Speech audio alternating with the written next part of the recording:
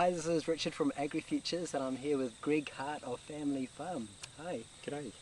And we're at Mangarara? Yes, yeah, Mangarara Station. Can you tell us a little bit of a background about how this came to be? What was the process in getting this set up? Yeah, right. Well, Mangarara has been farmed by the Tiffin family since about the 1850s. So it was one of the first farms in Hawke's Bay to have sheep on it. Yep. And so it's got a long history as part of a big estate. And prior to that, there was, Maori used to fish in this lake. Wow.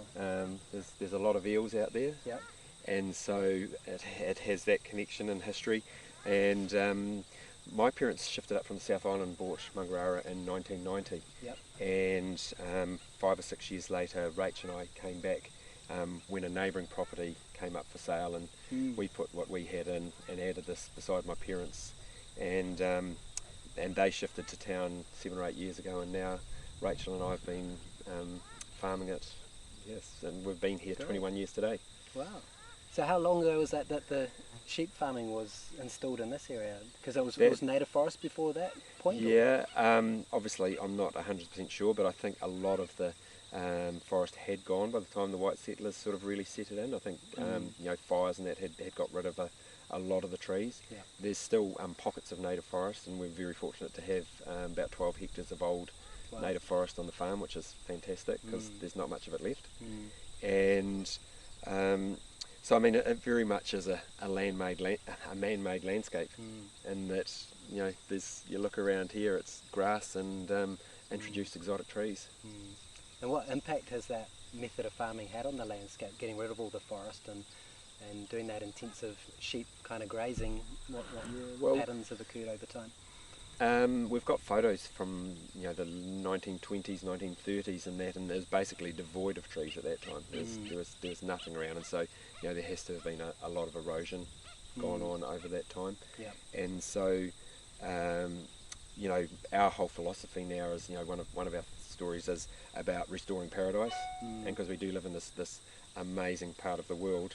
And only 1,000 years or so ago, this place would have been in perfect ecological balance, just with everything working as it should. And humans have come along, we've changed the fauna and flora over that time. And I think if humans are to have a sustainable place on this planet, then we've got to restore that balance. And so that's what we're doing, trying to both restore native ecosystems, but also incorporating humans into that ecosystem, because it's not going to be how it was 1,000 years ago, because we're here now and we are part of that system, and so it's just a matter of finding our place and finding that balance. And is that balance possible? Can you work with agricultural systems and still get into a position where those ecological habitats are kind of protected and restored and looked after, or is there, you've got to farm in this area, and for this area to be kept in an ecological balance, you've got to fence it off and just leave it alone? Is there an interlap between agriculture and preservation of those habitats? There is, and I guess that's why we are particularly different, in that we're trying to leverage off the restoration projects by encouraging other people, perhaps non-farming people living in cities and that, to connect with us and the farm and buy produce direct from the farm, which allows us to maintain or to continue to set aside some of that land for native revegetation. And so that is a little bit special, because I guess our current economic model, which just sees everything as a resource to be used and consumed, doesn't account for that. And there's a whole lot of things which, hate using the term, but ecosystem services which have a value, but it's so much of what's left off the balance sheet that's not accounted for, and we're trying to add that to our system, and it's sort of getting supplemented by having a community of people who support the vision of Mangarara and the family farm. And what are the benefits of having that direct from farm purchasing? How does that help the farm systems and kind of get it working? Yeah, well, it is about, I guess, there's a whole lot of reasons for doing what we're doing. One of them is localising our food system, because I think we do need to build up resilient local economies.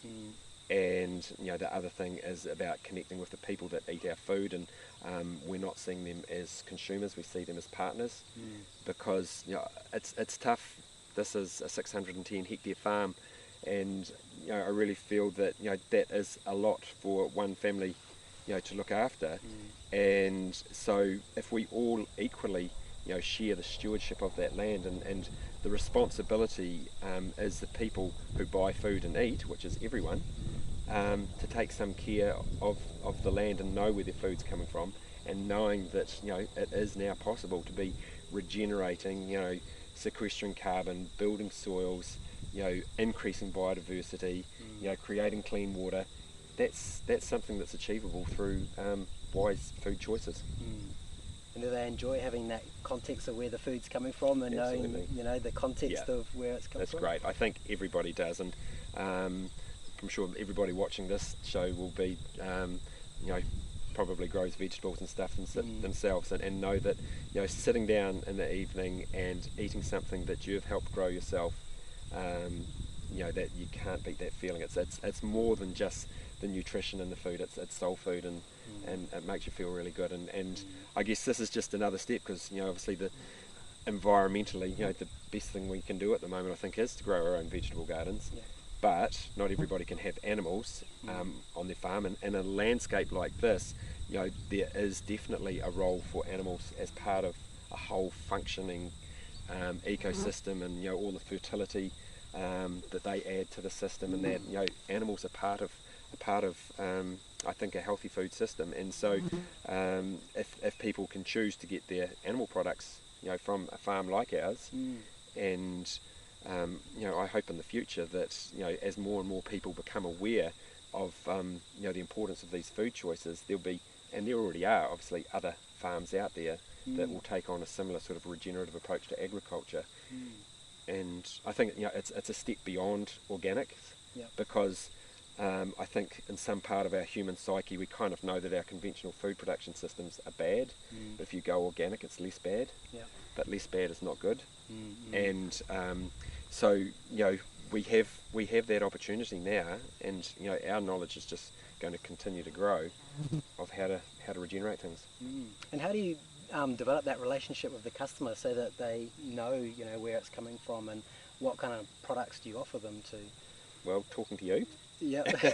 is a big one, and we're really fortunate to have Country Calendar last week here, so magazine articles, but it's just and it's not just about the food and selling. It's part of what we're trying to do is to raise awareness about regenerative agriculture, and coming out of the Paris 2015, the importance of soil carbon.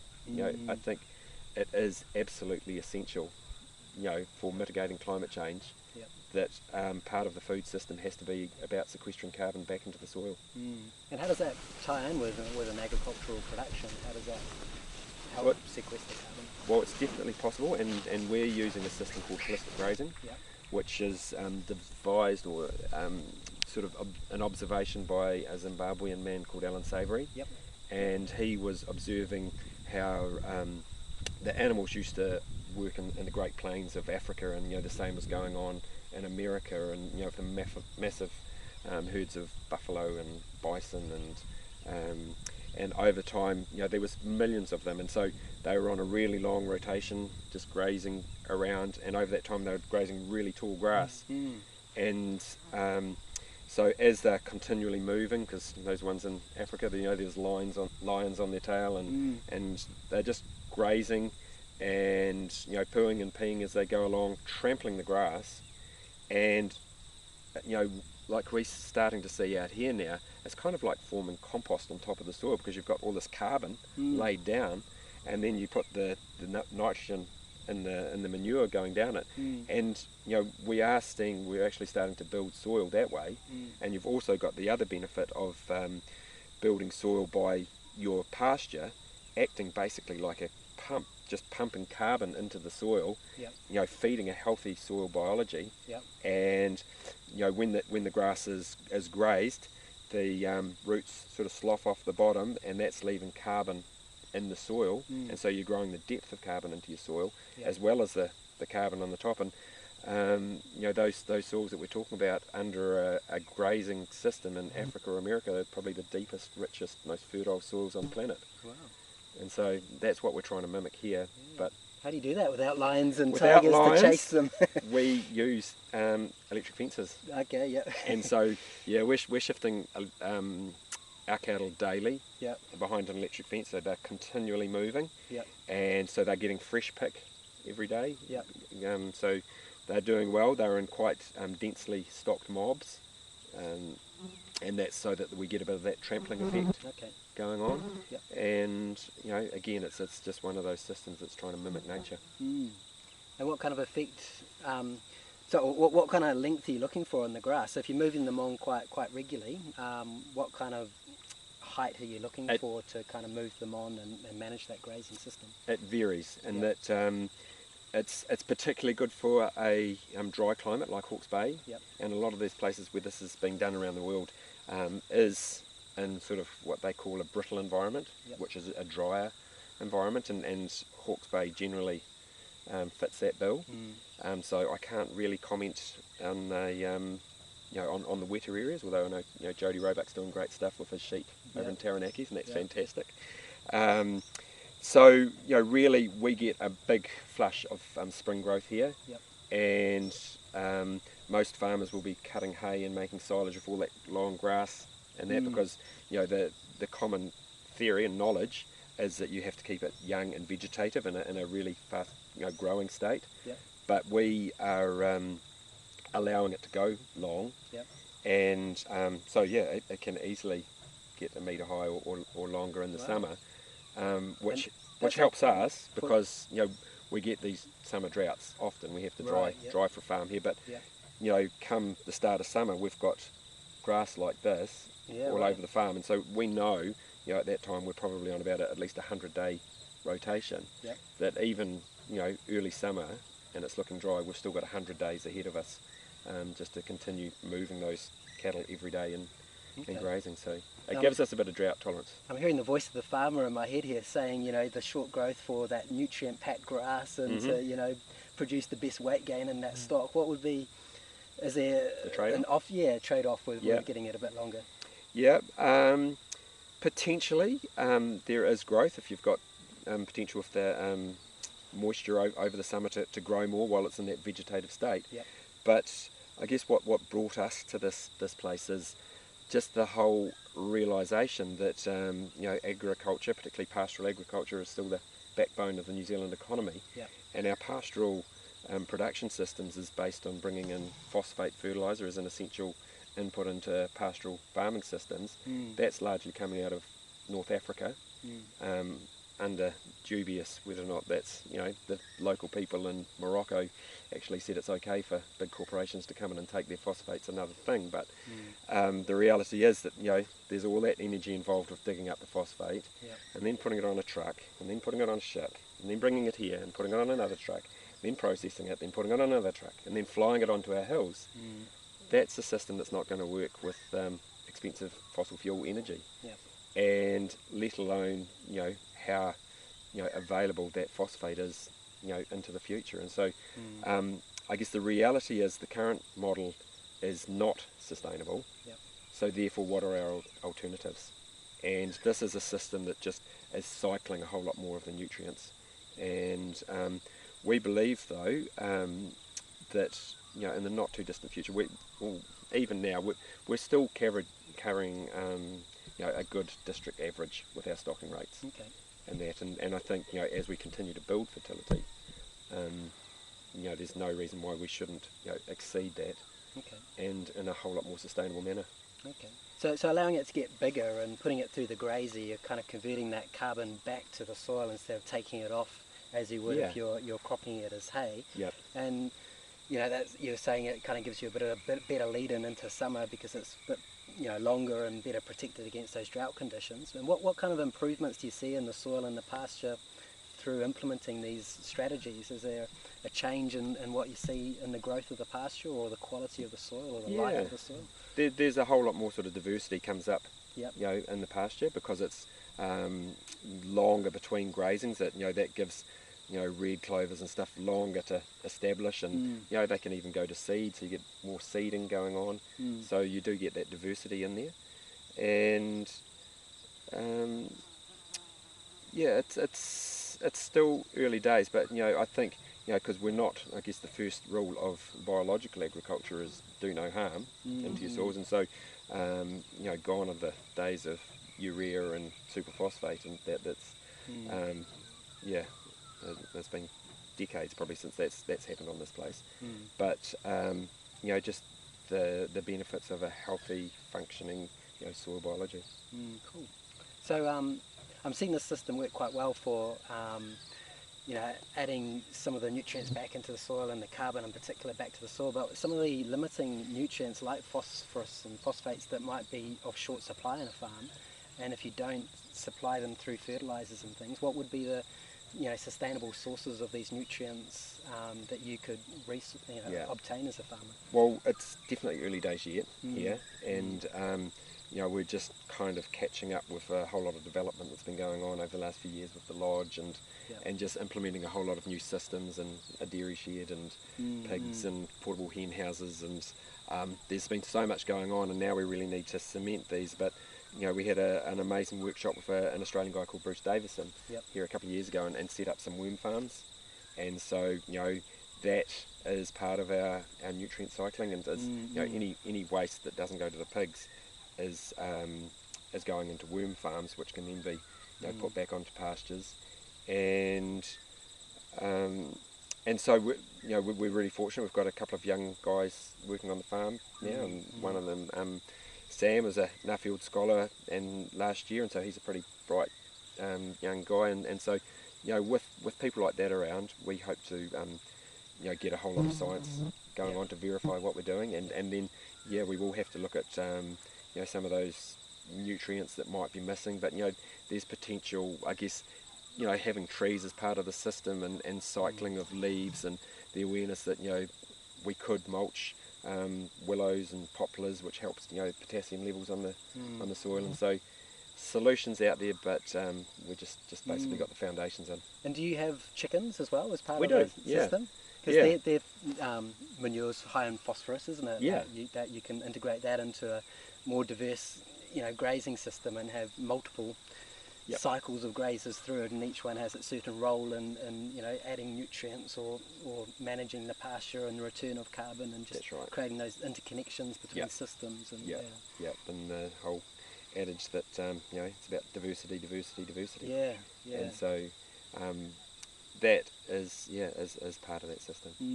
And the other challenge I'm seeing is the steeper hill country. I'm liking the sound of this as to the kind of the more moderate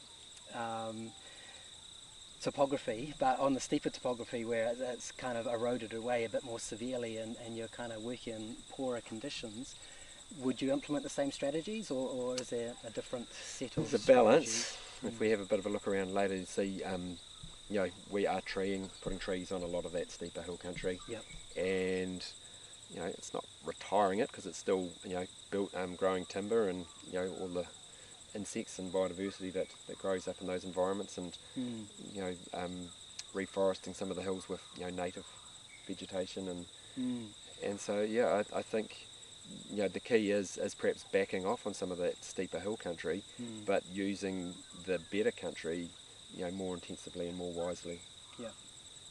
And I heard a Asian man come down to New Zealand, and looking at some of our landscapes here, and looking at a farm like this, and sort of saying, because this is basically a kind of a 1.5 sort of labour unit property, if it's run just sort of under conventional sheep and beef sort of terms, and they sort of look at all that land and see maybe one family living on it, and think, you must be either very bad farmers or very greedy, because it is a lot of land, and I guess that's part of our journey is sharing with it, sharing it with as many people as possible, and creating all these other little enterprises where other ways of generating income, and it's going to make that diversity more possible, isn't it? Absolutely. If there's more people working the land and doing those systems and working Yep. collaboratively together. Yeah, But we can't do it all ourselves. But I guess that's the challenge as well. It's kind of moving away from that mindset of ownership and singular control of a landscape to something that's more collaborative and Yep. and creating those partnerships.